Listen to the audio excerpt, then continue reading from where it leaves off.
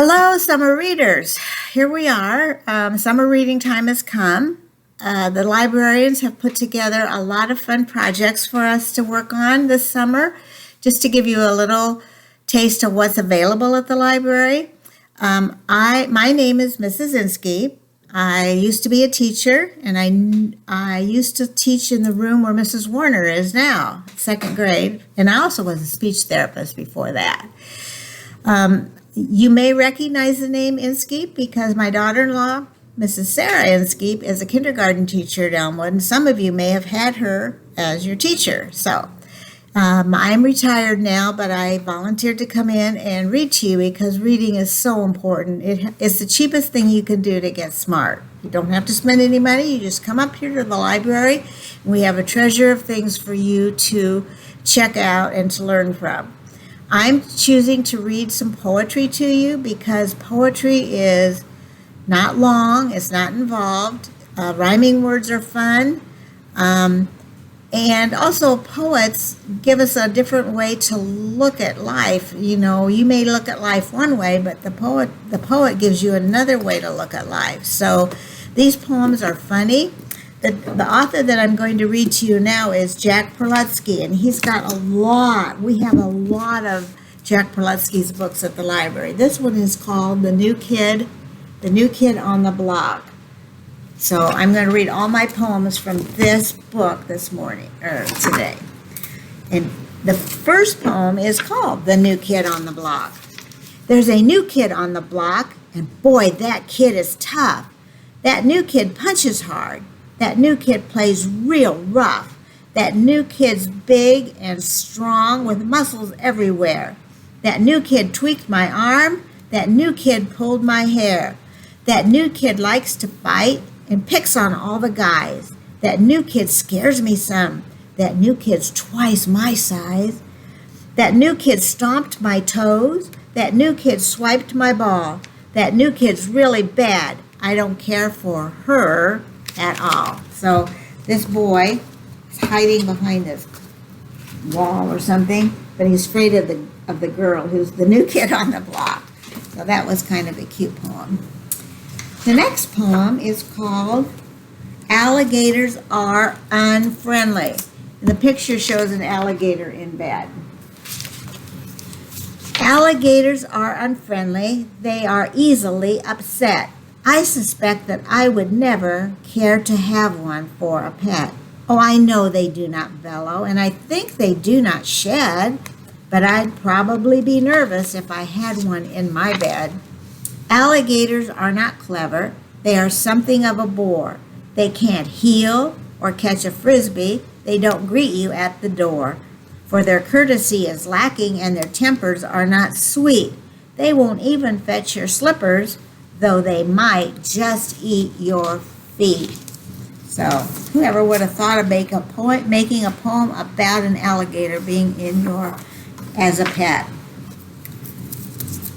Now Jack Prelutsky has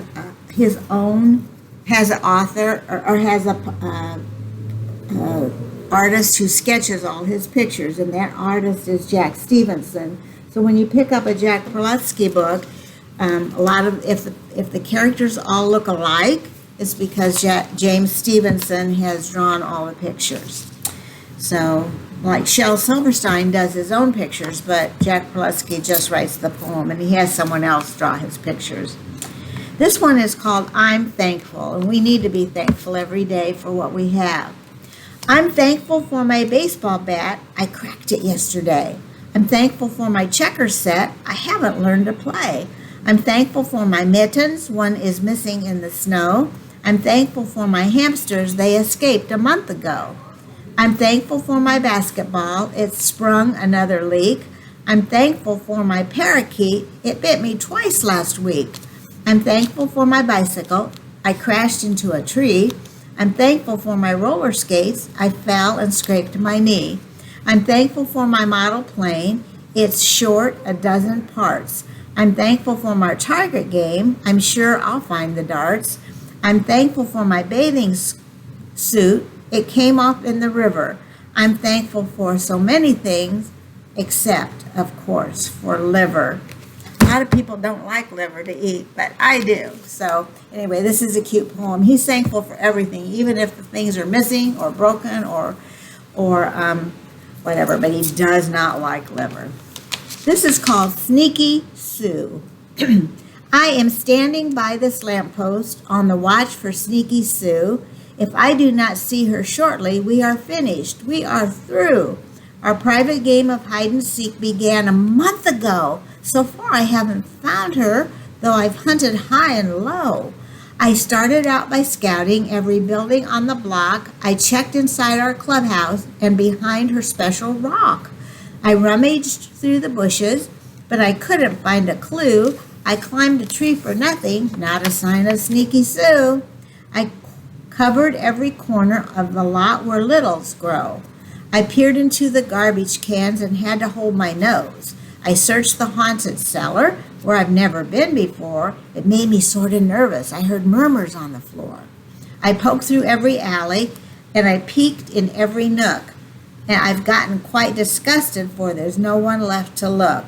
So I'm standing by this lamppost in our game of hide and seek. Sneaky Sue, come out of hiding. I will wait just one more week.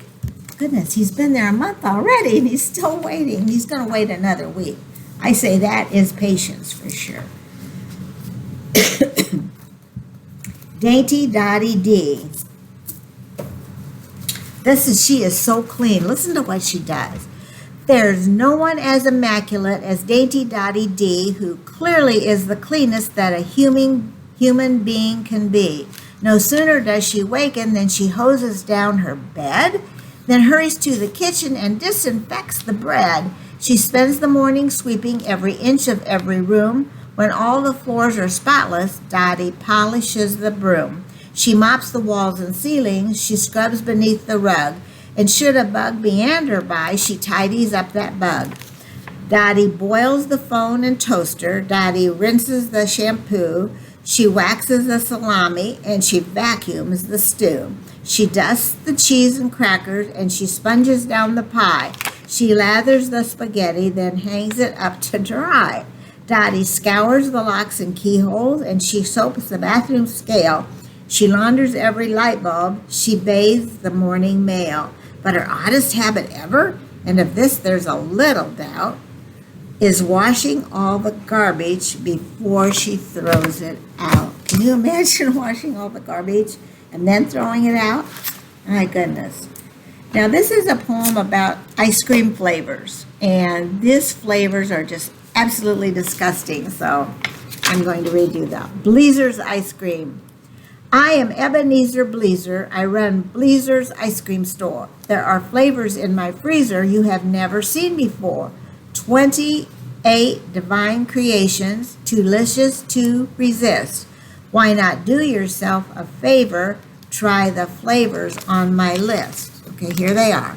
Coca Mocha Macaroni, Tapioca Smoked Bologna, Checkerberry Cheddar Chew, Chicken Cherry Honeydew, Tutti Frutti Stewed Tomato, Tuna Taco Baked Potato, Lobster Lychee Lime Bean, Mozzarella Mangosteen, Almond Ham Meringue Salami, Yam Anchovy Prune Pastrami, Sassafras Souvlaki Hash, Suyaki Succotash, Butter Brickle Pepper Pickle, Pomegranate Pumpernickel, Peach Pimento Pizza Plum, Peanut Pumpkin Bubblegum, Broccoli Banana Bluster, Chocolate Chopped Suey Cluster, Avocado Brussels Sprout, Periwinkle Sauerkraut, Cotton Candy Carrot Custard, Cauliflower Cola Mustard, Onion Dumpling Double Dip, Churna Truffle Triple Flip, Garlic Gumbo Gravy Guava, Lentil Lemon Liver Lava,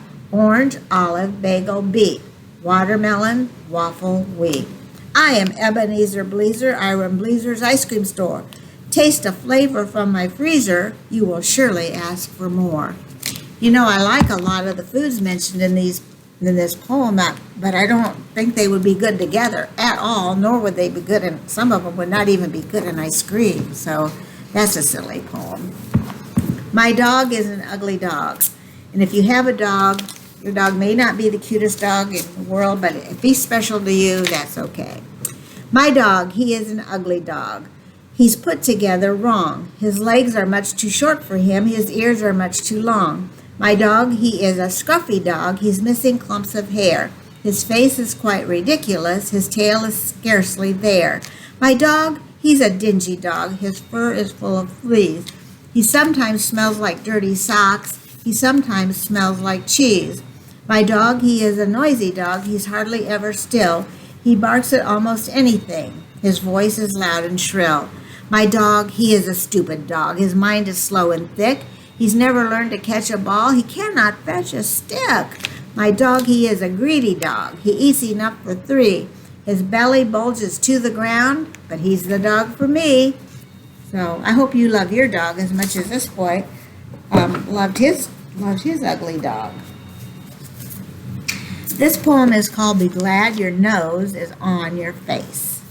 Be glad your nose is on your face, not pasted on some other place, for if it were where it is not, you might dislike your nose a lot.